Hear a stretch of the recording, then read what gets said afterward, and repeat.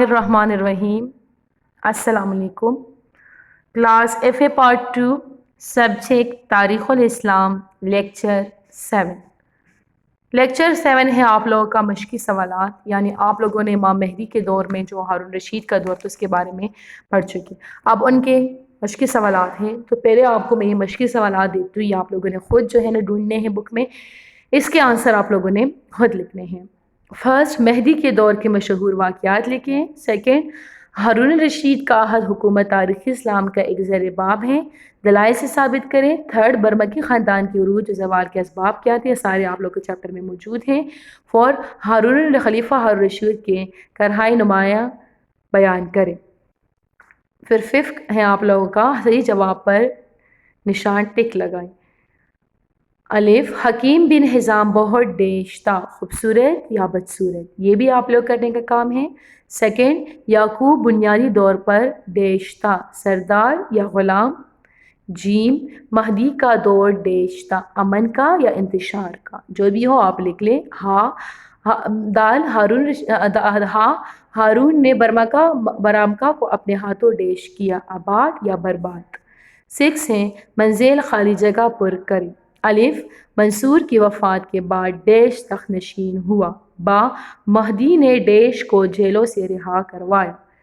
جیم، زن کے معنی ہے ڈیش۔ دال، ڈیش کے کاتب حاکم بن حاکم نے خدائی کا دعویٰ کیا تھا۔ ہاں ہے ڈیش، صفحہ 26، ڈیش رومیوں کو شکست دے کر کافی مال غنیمت حاصل کیا۔ واو ہے، مصر کی بغاوت کو ڈیش نے کچل دیا۔ زا ہے، یعقوب بنیادی طور پر ڈیش تھا۔ ہاں ہے، مہدی کا دور دراصل ڈیش کا دور تھا۔ توا ہے، مہدی نے دریائے ڈیش کے کنارے شاندار محل تعمیر کروایا۔ یا ہے، عیسیٰ آبادی میں نئی ڈیش قائم کی گئی۔ کاف، ہارون رشید تقریباً 1.5 سال حکومت کی۔ لام ہے، ہارون نے اپنی اطالی ڈیش کو وزیر اعظم بنایا۔ میم ہے، قسطنطنیہ میں ملکہ ڈیش حکمران تھی۔ نون ہے، ڈیش نے ہارون کو توہین آمیز خط لکھا۔ سین ہے، ہارون نے اپنی بیوی ڈیش سے متاثر ہو کر غلط فیصلہ کیا۔ عین ہے، برامکا تقریباً 1.5 سال تک برسر اقتدار رہیں۔ فا ہے، برامکا کے ڈیش کو قتل کر دیا گیا۔ سواد ہے، ڈیش برامکا کا دانی دشمن تھا۔ قاف ہے، ہارون روزانہ ڈیش رکعت نفل پڑھتا تھا۔ را ہے، ڈیش کے سامنے ہارون کے لیے پانی کا ایک پیالہ لایا گیا۔ آگے آ جائیں۔ صفحہ 26، باب 3، محمد امین الرشید، یعنی ہارون رشید کے بعد جو خلیفہ وقت مقرر ہوا تھا، زبیدہ کے کہنے کے مطابق تو اس کے بارے بتائے جا رہے ہیں۔ سن 809 تا 813، تخت نشینی۔ ہارون رشید کی وصیت کے مطابق محمد امین خلیفہ بنا۔ امین ایک عیاش اور رنگین مزاج شخص تھا، ہر وقت عیش و عشرت میں ڈوبا رہتا۔ ہارون نے خراسان کا علاقہ مامون کے حوالے کر دیا تھا۔ مرتے وقت طوس میں ہارون نے وصیت بھی کی تھی اس کے ہمراہ جو فوج اور خزانہ ہے مامون کے حوالے کر دیا جائے۔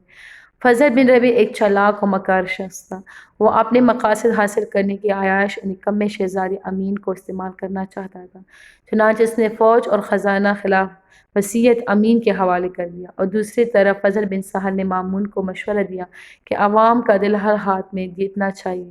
مامون نے اس مقصد کے مختلف طریقے استعمال کیے، عوام میں مقبول ہو گیا۔ فضل بن ربیع مامون سے بہت خائف تھے، اس نے مامون سے نجات حاصل کرنے کے لیے بہت سے منصوبے بنائے۔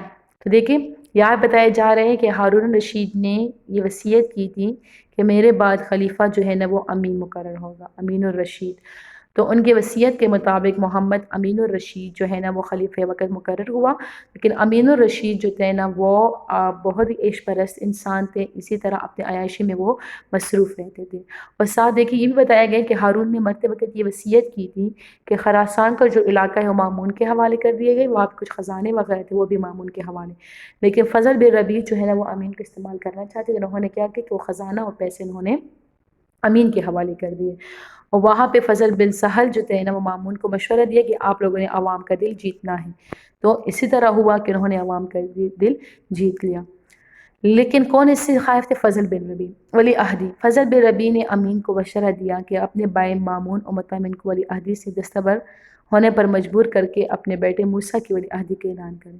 معتمر نے تو دستبری قبول کر لی، لیکن مامون کو بہت رنج ہوا، امین سے اپنا تعلق ختم کر لیا۔ امین نے مامون کو موسیٰ کی ولی عہدی منظور کرنے بغداد میں حاضر ہونے کا پیغام بھیجا، لیکن مامون نے دونوں باتوں کو مسترد کر دیا۔ اس طرح دونوں بھائیوں کے درمیان اختلاف کی خلیج بڑھتی گئی۔ ولی عہدی دیکھیں فضل بن ربی نے کیا کہ امین کو یہ مشورہ دیا کہ ولی عہدی تم نے مامون مطمئن سے لے لو، اپنے بیٹے جو ہے نا موسیٰ کے حوالے کر دو۔ اس کی وجہ سے مامون کا دل جو ہے نا اپنے بھائی امین سے خفا ہوا۔ امین مامون کے درمیان خانہ جنگی۔ امین نے مامون کے خلاف اپنے جرنیل علی بن عیسیٰ کو 50,000 کا لشکر دے کر خراسان روان کیا۔ امین کے والدہ زبیدہ نے علی بن عیسیٰ کو چاندنی کی زنجیر دی تاکہ مامون کو قید کر کے اس زنجیر میں جھڑک کر لایا جائے۔ مامون نے اس کے مقابلے میں اپنے جرنیل طاہر بن حسین کو روانہ کیا۔ طاہر نے رے کے قریب ڈھیرے ڈھال دیا۔ علی بن عیسیٰ بہت مغرور تھا، چونکہ طاہر مامون کا غلام تھا، اس لیے وہ اسے کوئی اہمیت نہیں دے رہا تھا، لیکن جب مقابلہ ہوا تو علی مارا گیا اور طاہر کو فتح حاصل ہوئی۔ امین نے فضل کے مشورے سے عبد الرحمن کو 20,000 فوج دے کر روانہ کیا، لیکن اسے شکست ہوئی، اس لیے خود کو طاہرہ کے حوالے کیا۔ طاہر نے اسے معاف کر دیا۔ امین نے اسد بن یزید، احمد بن فرید، عبداللہ بن قحطہ کو 20,000 فوج دے کر طاہر کے مقابلے پر روانہ کیا، لیکن ان جنرل آپس میں پھوٹ پڑ گئی اور یہ لڑے بغیر واپس ہو گئے۔ طاہر نے بعد میں محمد بن یزید کو شکست دے کر احوص پر قبضہ کر لیا۔ یاد بتایا جا رہا ہے کہ مامون کے فوج کو اللہ نے ان کو فتح نصیب ہوئی تھی۔ بغداد کا محاصرہ۔ بصرہ اور موصل فتح کرنے کے بعد طاہر مدائن کی طرف بڑھا۔ بغداد کے قریب نہر سرسر کے کنارے ڈھیرے ڈال دیے۔ بغداد کی حالت اتنی خراب ہو چکی تھی کہ بہت سے عمرہ شہر چھوڑ کر طاہر سے مل گئے۔ اجمی فوج کے سردار حسین بن علی نے امین کو خلافت سے معزول کر دیا، لیکن اہل بغداد امین کی معزولی پر افسوس کرنے لگے۔ انہوں نے حسین کو قتل کر کے امین کو دوبارہ خلافت میں بٹھایا۔ مختلف جھڑیوں میں طاہر کی فوجوں سے شکست کھانے کے بعد امین نے مامون کے جنرل ہرثمہ سے پناہ مانگی۔ طاہر نے سوچا کہ بغداد کی فتح ہرثمہ سے منسوب ہو جائے گی، اس لیے اس نے مامون کو محل سے نکلتے ہی اپنے آدمیوں سے قتل کروایا۔ اسی طرح محرم 198 میں بغداد پر مامون کا مکمل قبضہ ہو گیا۔ دیکھیں یہاں بتایا جا رہا ہے کہ بصرہ موصل فتح کرنے کے بعد جو ہے مدائن کی طرف طاہر بڑھ گیا، اسی طرح مختلف علاقوں پر انہوں نے قبضہ کر لیا۔ پھر بتایا جا کہ امین نے مامون کے جنرل ہرثمہ سے پناہ مانگی۔ طاہر نے سوچا کہ بغداد ہرثمہ سے منسوب، اس لیے اس نے مامون کو محل سے نکلتے ہی اپنے آدمیوں سے قتل کروا دیا اور بغداد پر مامون کا مکمل قبضہ ہو گیا۔ مامون الرشید یعنی امین کو قتل کروا دیا گیا۔ 813 تا 833 تخت نشینی۔ اپنے بھائی امین کے قتل کے بعد مامون محرم 198 ہجری میں تخت نشین ہوا۔ مامون کی تربیت جعفر نے کی تھی، اس کو علوم سے دل لگاؤ تھا، اس کے دور کی علمی ترقی خصوصی طور پر مشہور رہی۔ مامون کو تخت فضل بن سہل کی کوششوں سے ملنا تھا، اس سے مامون نے اسے وزیر اعظم بنا دیا، بلکہ حکومت کے سارے اختیارات اسی کے پاس تھے۔ فضل چاہتا تھا کہ وہ ہمیشہ برسر اقتدار، چنانچہ اس نے خلیفہ کو مشورہ دیا کہ بغداد کی بجائے مرو کو ہی دارالخلافہ رہنے دیا جائے۔ مامون نے تجویز مان لی اور 813 سے لے کر 819 تک مرو دارالخلافہ رہا۔ اس دوران بغداد مخالفین کو پھولنے کا سنہری موقع مل گیا، چنانچہ جگہ جگہ بغاوتیں ہونے لگیں۔ یہ فضل نے مامون کو ہمیشہ حقیقی صورتحال سے باخبر رکھا۔ مامون سمجھتا رہا کہ ملک میں مکمل طور پر امن و امان ہے۔ مامون الرشید کا پہلا دور مرو میں۔ طاہر کے خلاف فوج کی بات۔ طاہر کی فوج نے بغداد کی فتح کے بعد تنخواہوں میں اضافہ کے لیے بغاوت کر لی، لیکن جلد ہی فوج کے سردار نے خود ہی معافی مانگ لی، بغاوت ختم ہو گئی۔ نصر بن شیس کی بغاوت۔ امین کو عربوں کی مدد حاصل تھی۔ حلب کے عرب سردار نصر بن شیس نے دوسرے عرب سرداروں کو ملا کر بغاوت کر دی۔ فضل بن سہل نے طاہر کو اس کے مقابلے پر روانہ کیا، لیکن اسے شکست ہوئی۔ نصر نے صوبہ جزیرہ کے علاقے کو فتح کر لیا۔ اہل بیت بھی نصر سے مل گئے۔ نصر تقریباً 11 سال باغی رہا۔ آخر طاہر کے بیٹے عبداللہ نے اسے شکست دی اور مامون کے پاس بغداد روانہ کیا۔ مامون نے اسے مدینۃ المعصور میں نظر بند کر دیا۔ محمد بن ابراہیم کی بغاوت اور قتل۔ سن 814 میں ایک علوی بزرگ محمد بن ابراہیم نے بصرہ کے خلاف سرگرمیاں شروع کر دیں۔ آپ ابن طویطبہ کے نام سے مشہور تھے۔ آپ نے خلافت کا اعلان کر دیا۔ ہرثمہ کے ایک فوجی سردار ابو الریاح ان کے ساتھ مل گیا۔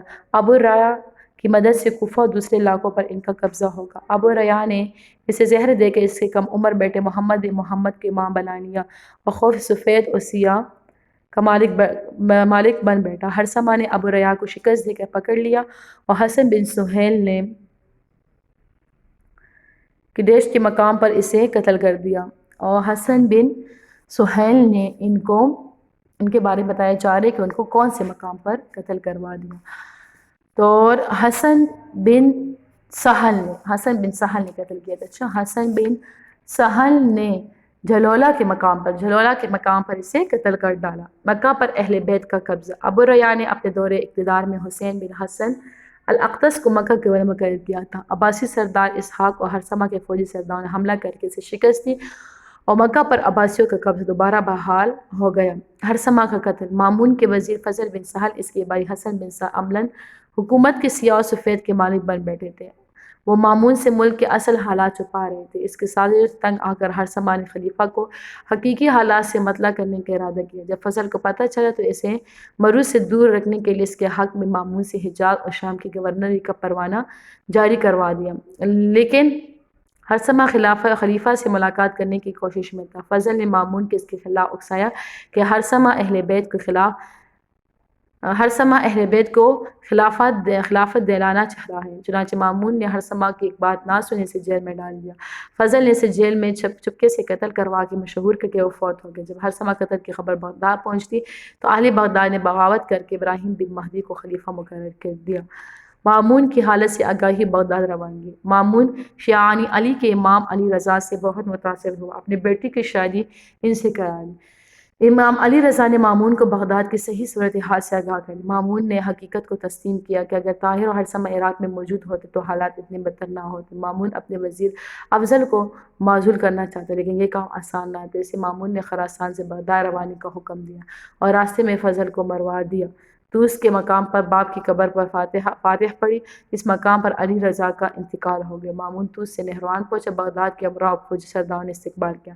طاہر کو جزیرہ کی عمارت دی گئی۔ 16 صفر سن 204 ہجری کو مامون بغداد میں داخل ہوا۔ اس کے اصلی دور خلافت کا آغاز ہوا۔ بغداد سے طویل عرصہ تک باہر خلیفہ رہنے کی وجہ سے یہاں مامون کے وزیر فضل بن سہل کی مدد حمایت سے ابراہیم بن مہدی خلیفہ بن بیٹھا تھا۔ مامون کی آمد کا سن کے ابراہیم بغداد سے روپوش ہو گیا۔ تو یہاں تک فی الحال ہے، اس کو آپ سمجھ لیں یہاں تک۔